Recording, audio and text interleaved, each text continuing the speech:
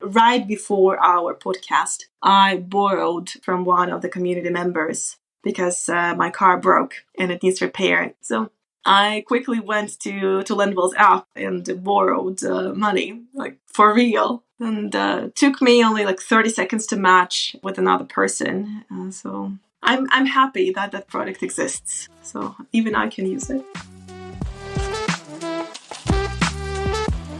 Look, I struggle to pronounce digital and decisioning, 2 words I have to say on most workdays. So there's no way I'm going to try the name of that Icelandic volcano that erupted in 2010. But if you were trying to travel at the time, you'll know the one I mean. It grounded flights just before my first trip to Oslo, one my boss and I needed to make. I went by train, a rather comfortable 8 hours up the west coast of Sweden, with plenty of space to stretch my legs. My boss, for reasons I'll never understand, decided to go by bus, an overnight bus, for 12 hours with his knees around his ears. None of this is relevant in any meaningful way to what we're about to discuss, except that we're in Norway, the only country I visited by air, sea, and rail. And it was that or talk about how expensive everything is there. Although, as I say it, that might have been the more sensible introduction to what is actually a show about a business with its roots in a personal cost of living crisis. Welcome to How to Lend Money to Strangers with Brendan Lagrange.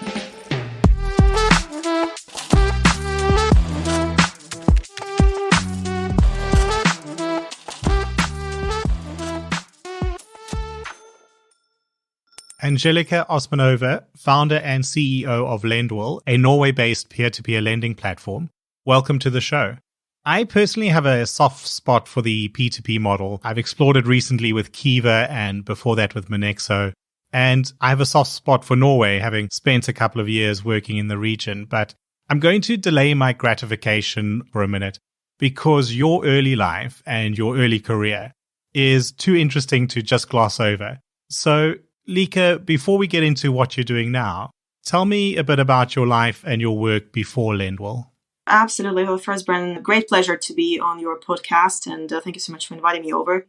My early life is quite interesting. I come from Kazakhstan originally. As of now, I've been living in Norway for about 10 years, but how it all started was from me getting a scholarship to study in Norway.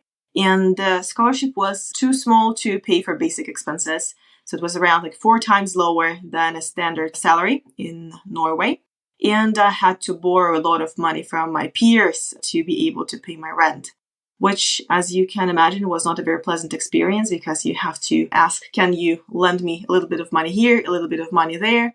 And have to remember who you borrow money from. And I have been dreaming of, having an application that could solve these kind of issues for me. And back then, Tinder was already popular among kids, if I can say so. But there was no Tinder-like application to just match with people for the sake of borrowing money from them. I ended up building it myself after not finding it available.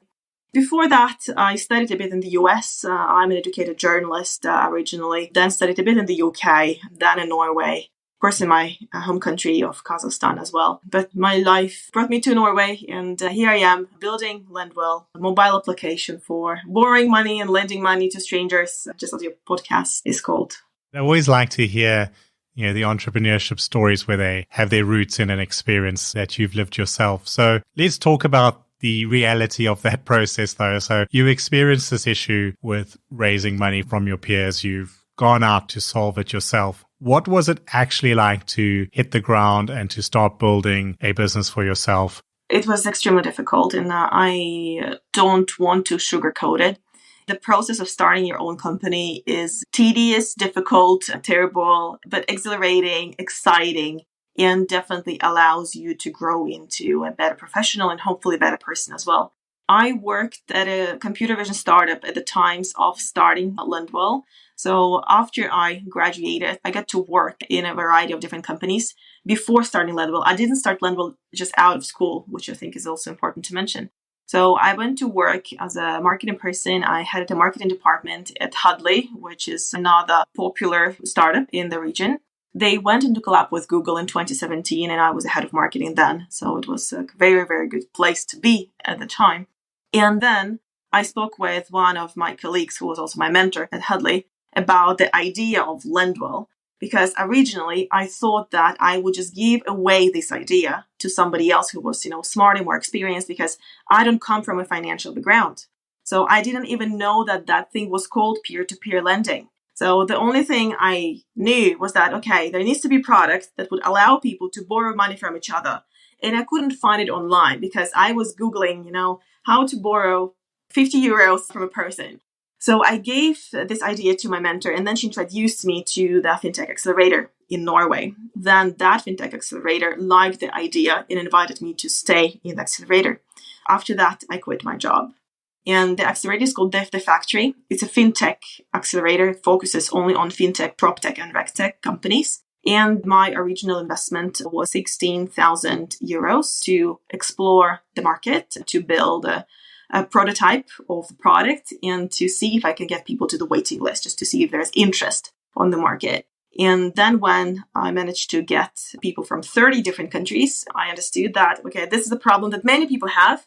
Many people want to either borrow from strangers or lend to strangers, and they want to have a more social way of doing it, not just going through the list of different loan applications and finding which one fits me best, but actually being able to communicate with people, match with people in a Tinder-like experience, and complete transaction in a safe environment. So people were just looking for safety. This was what we realized in our market research. It's soon 4 years since I started building Lendwill, and it is extremely difficult to build a good peer-to-peer lending platform that would allow individuals to borrow money from each other. So I can understand why there had not been any product that I wanted back in the days, because it's really hard. You've got the tagline on your website there: forget about expensive consumer loans and companies that want to get rich by making you poor.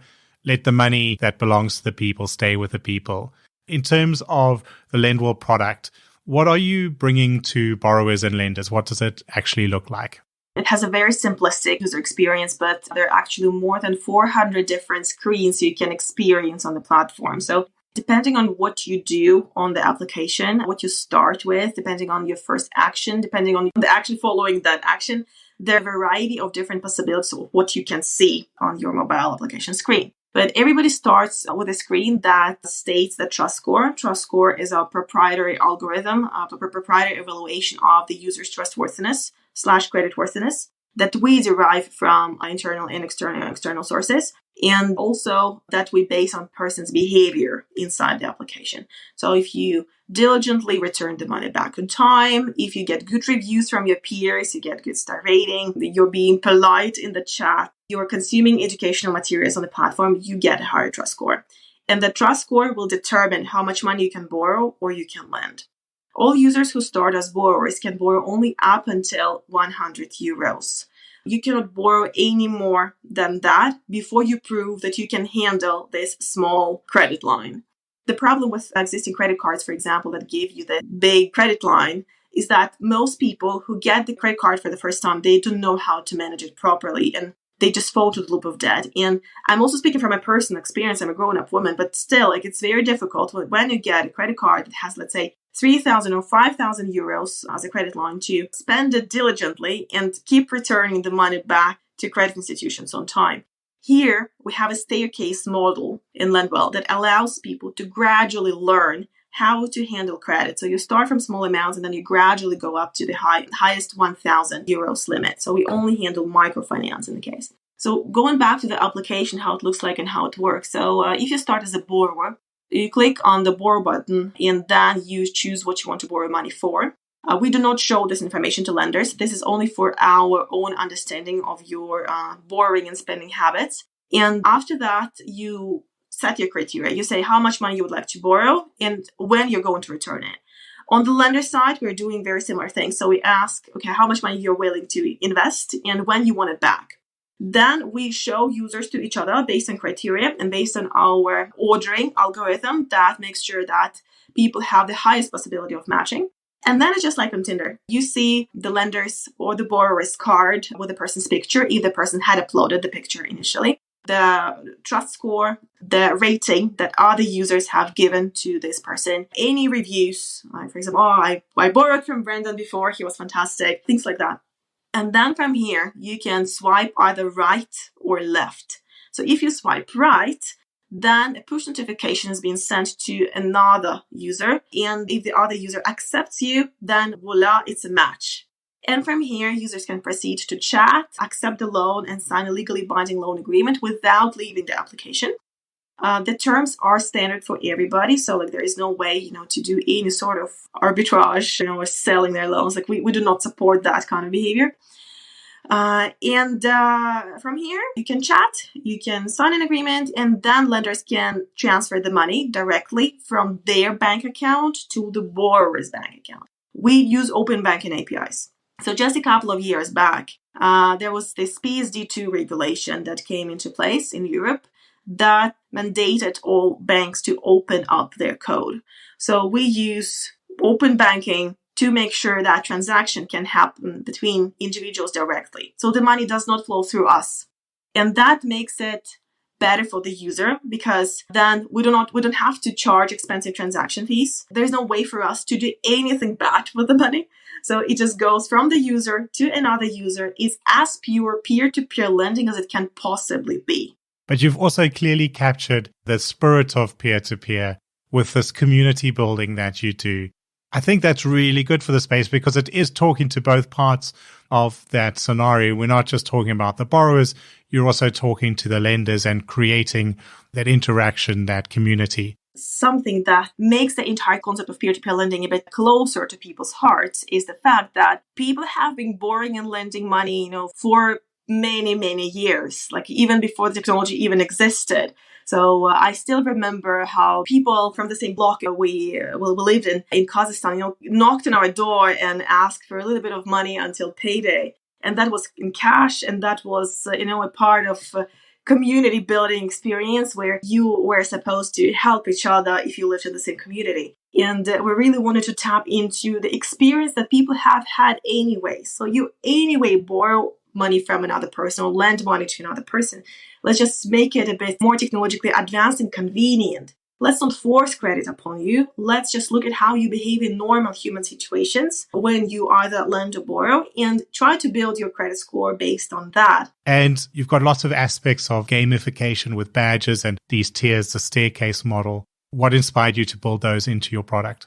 When I pitched Lendwill, back then it was called Lendonomy. In the early days, I pitched it from the perspective of imagine that there is a trust tree growing in your user interface, and that corresponds to your credit rating. So you can actually see your credit score growing. You know what impacts it. You return the money back, your tree grew. You got a good rating, your tree grew. And that happens for both borrowers and lenders. So if lenders are learning more about how to handle risk on the application, they are learning about communicating with borrowers. They're learning about how to analyze the repay rates and trust scores on the platform. They also have educational materials they can tap into to improve their score on the platform. And we also limit lenders. Something which is also very important to mention is that very often companies in the same industry, they want to maximize the lending amounts. But because we are in microfinance, we already have a lot of lenders who want to pour a bit more money onto the platform, but we're limiting them. So lenders can only lend up to 200 euros when they start on the platform. They also have the same staircase model that they need to go through.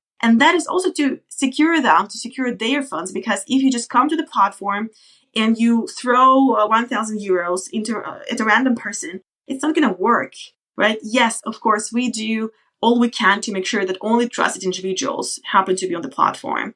We do credit checks. We analyze our users. We detect suspicious transactions. We look at their behavior, but it's still risky. So lenders need to understand that risk on the platform. And when we're trying to teach them the risk perception and that intuition that, comes with experience with investing. Very often lenders come to us because they want to learn how to invest.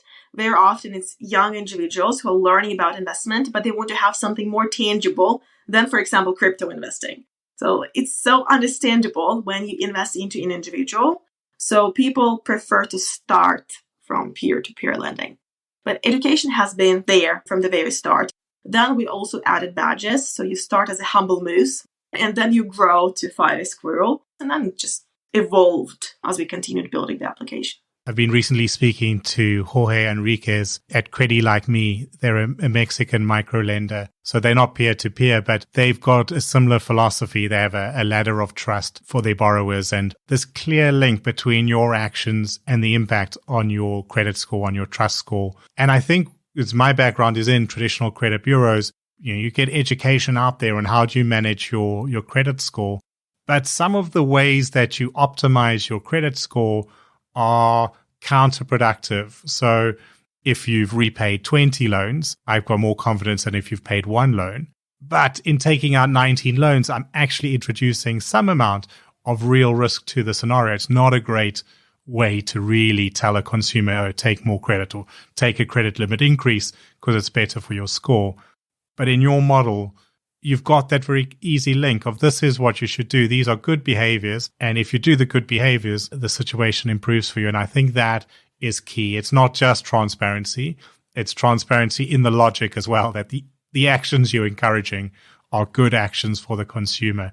What is the general awareness of credit management like among customers, say, when they enter the process? Most people in general, not only in our regions, walk blind when it comes to their credit scores. Unfortunately, there was research in 2014, if I am not mistaken, in one of the major Norwegian publications called E24 that showed that most young individuals up until 24 do not understand where they need to return the money back if it's a credit card. I believe things have changed significantly since then. But most people in most markets where we are considering to open our operations do not understand how credit works and how credit scores work as well. Because most of the time, credit bureaus are not really disclosing that information and those algorithms behind calculating your credit score. In the US, it's even worse. Like you're forced into credit or credit cards to prove that you are actually trustworthy or creditworthy. And maybe you do not want to get a loan. You just want to, have a basic thing, like, for example, find a job. But even in those situations where some proxy of trust is required, you might have to be forced to credit upon yourself. So that makes the situation even worse. Yeah, it gives you more data if the person borrows 19 times instead of one. But it also should tell you something about, okay, if the person borrows so many times, is it really a good thing for the person? Maybe we can talk a little bit about the technologies. You said, not my background. You've come from a marketing background. I'm sure in the 4 years of very hard work, a lot of it has been getting your head around sort of all the technology that's available. Talk to me about the role of blockchain in the Lendwill product and how you're leveraging that new tech. Blockchain is a very important aspect of Lendwill. We use Hyperledger Fabric. And we use it to store transactions on the blockchain to make them immutable and globally verifiable. The big idea behind it is that our world is global, but our credit histories are local. So if you are born in Norway and you borrow money here, or even if you have a credit card, even if you have 5 credit cards and you repay them diligently and you have, let's say, car loan and you also pay it back diligently, the moment you cross the Norwegian border, and you go to a different country, like you start from a blank slate. Like you cannot take your credit history with you. Even though we are in the Schengen area, even though it's like European economic area, you cannot do anything about your credit history. You cannot bring it wherever you go. So the idea behind using blockchain here is that to make sure that we can store these transactions in a safe place, they're going to be immutable. It's going to be impossible to change them. And if it happens to be that you are going to a different country and you need some sort of proxy of trust to prove that you actually had these transactions, you can do it by downloading that report from Lendwill, which is going to have your blockchain hash, which the third party or a person you're given the report to can use to just, go on our website, check the validity of that report, and to make your credit history globally verifiable, to make it transferable, movable, and at the same time immutable, which is also going to have a positive effect on repay rates among borrowers, because the moment you understand that, okay, it's not going anywhere, it's not just, a payment remark somewhere which is going to disappear. This is technology. So it's inbuilt in the blockchain tech that it's impossible to remove it. So if you do not repay 25 euros loan, well, that's a too big price to pay for the immutability of that record of your not paying back that loan. Again, sort of coming back to that idea of community, but being able to take that reputation with you the same way, in the old days, you would have traveled abroad and there'd probably be a community that you went into that somebody there knew an aunt of yours and they knew who you were, they knew the street, they knew people that you knew, and you would bring your reputation with you as an immigrant, as an expatriate to a new country. In that way, this is technology enabling you to do the same beyond just the Lendwill business. I mean, I think the impact of what this does overall is very interesting and very exciting to watch. I like how you frame it around the community, because the community aspect is extremely important to us. Sometimes among ourselves inside the Lendwill team, we call a Lendwill application having a mom in your pocket. So usually when you need to borrow a little bit of money, you go to your parents, you go to your friends. And here you have that community that sees your trust rating and that you can always rely on, if you need a little bit of money. And the same for lenders, right? So it's investing money in the community. So and instead of just letting your money stay idle on your bank account and not having any interest or very minimal interest, it's a great alternative investing possibility just to give money back to the community. Community is extremely important. What stage is the Lendwill product at now? Are you out and live in the market? Are you in the launch process? We have an extensive waiting list of individuals. The waiting list consists 70 different countries, 70. Some indicate that they would like to be borrowers, some indicate that they would like to be investors, but ultimately you can be anybody on the platform. We do not have separate applications for borrowers and lenders because, you are just a member of the community. You can start from borrowing or you can start from lending. You just cannot do it all at the same time, but you can play an active role in that community regardless of your life situation at the moment. We have a ready product, both iOS and Android applications. We also have our own admin panel where we're monitoring everything what is happening on the platform. And we have been running a beta version of the app, closed beta, for a bit more than a year, where we have had 1,500 transactions on the platform. And where there were only 2 defaulted loans over the course of that testing period, which we believe is a very good indicator that our staircase model works, our checks and balances work, and our detection of suspicious transactions work as well. So only 2 defaulted loans out of 1,500, we believe, is a very good. This goes to show that if you build a good structure and a good product, people want to repay it. And if you're giving them the tools and the education to do so, they will repay it. And I think that those sort of risk rates are exceptionally low and good testament to what you're doing in terms of building everything else around the loan, not just providing some capital. And we're also not charging high interest rates because of that. We don't even charge cumulative interest, right? Very often, credit companies would charge interest on top of interest. That will result in a huge effective interest rate at the end of the year. We don't do that. There is no interest on top of interest. It's only 2% loan per month because it's microfinance. So the maximum could be 30% a year for people who are just starting on the platform. But for those people who have good trust scores, we are considering adding a functionality of choosing their own interest rate, so that the borrowers could be responsible for setting up their own interest rate depending on how urgently they need the money from lenders. And then if they want to match quicker, they can choose a higher interest rate, but not larger than 2% a month. And if they're not in a rush and they can allow to wait a day or so, then they can get to 0.5% a month if their trust score allows to do so. Talking about another aspect of technology, something else that we also do and which is also related to the blockchain use. When we started building Lendwill, people asked us why we don't use cryptocurrency, since we already have the blockchain tech from the start. And the answer was that you cannot use crypto to pay your rent. We use fiat, normal standard money, which goes from one account to the other. But recently, there's been a possibility of adding an integrated crypto exchange in the platform. That crypto exchange would allow to exchange your cryptocurrency holdings into normal standard money that normal people use and send that standard money to the borrower and back. So if somebody has crypto holdings and they would like to utilize crypto in real life scenarios, not, in gaming or anything like NFT related, and just, in real standard world, they can do that on Lendwill. Not at the moment. We are still speaking with a partner about how to integrate the crypto exchange inside Lendwill, but that will be another possibility, of bringing technology into a real life scenario. And we really want it to be real life because, when almost everything can be built without blockchain, almost everything can be built without the use of cryptocurrency or Web3 technologies. But the moment you bring those technologies into real life, you understand that, okay, there's actually benefit in using those technologies, and that can also inspire innovation further in the industry. Clearly, Lendwill is not just a product for Norwegians. This is a global community of borrowers and lenders. If people listening would like to get onto that waitlist, or they would like to have a closer look at the product, learn a little bit more about what you're doing and your journey, where is the best place for them to go to connect up with that community? Now it's only available in Norway because it takes time to launch in different countries. Regulations are different everywhere. The best place to go is, of course, our website. It's lendwill.com. So you can just go to lendwill.com and click on one of the mobile app icons and sign up to the waiting list.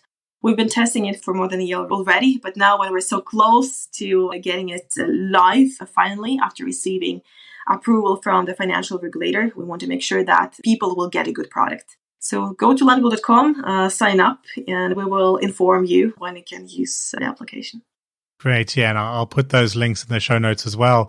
This is a fully regulated product. It's clearly got a lot of the public good in mind. And I think that for anyone listening, whether they want to borrow and lend or just want to look, there's some fantastic design elements in there as well. Really slick website.